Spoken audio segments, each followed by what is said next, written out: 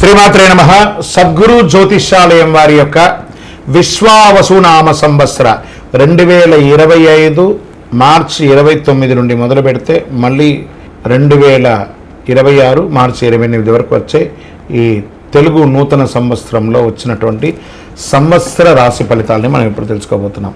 తులారాశి వారికి చిత్తా నక్షత్రం 3-4 పాదములు, స్వాతి నక్షత్రం మరియు విశాఖ నక్షత్రం 1, 2, 3 పాదాలకు జన్మించిన మీరు తులారాశి వారిగా పరిగణించబడుతున్నారు.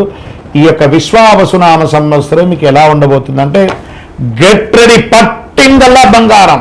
మీ లక్కీ నెంబర్ 1 మరియు 3 మీకు చాలా కలిసి వస్తుంది. చండీ సప్తసతి పారాయణాన్ని చేయండి.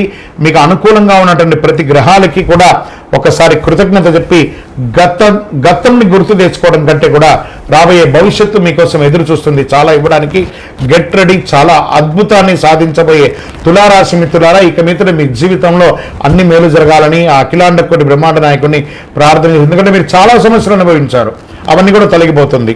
సంతోషంగా ఉండబోతున్నారు. మీ వయసు ఎంత ఉందో అన్ని దీపాలను చక్కగా వెలిగించండి మీ యొక్క ఇష్టదైవం దేవాలయంలో. ఇంకనూ మీ సమస్యలని తొలగి ఐశ్వర్యంగా ఉండడానికి అతి శక్తివంతమైనటువంటి కరుంగాలి మాలను తెప్పించుకొని వేసుకోండి. చాలా ఆరోగ్య ఐశ్వర్య భోగభాగ్యాలతో ఉంటారు. విజయోస్తు. జాక్పాట్ ఇయర్ తులారాశి. విజయోస్తు.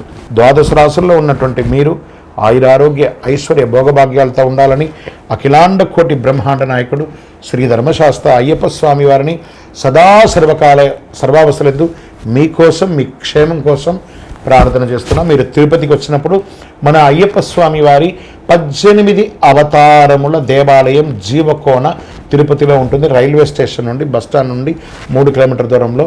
ఒక్కసారి పుట్టినందుకు ఒక్కసారైనా అందులో అడుగుపెట్టండి. అందులో 27 నక్షత్రాలను కూడా ప్రతిష్ఠ చేయబోతున్నాం త్వరలో.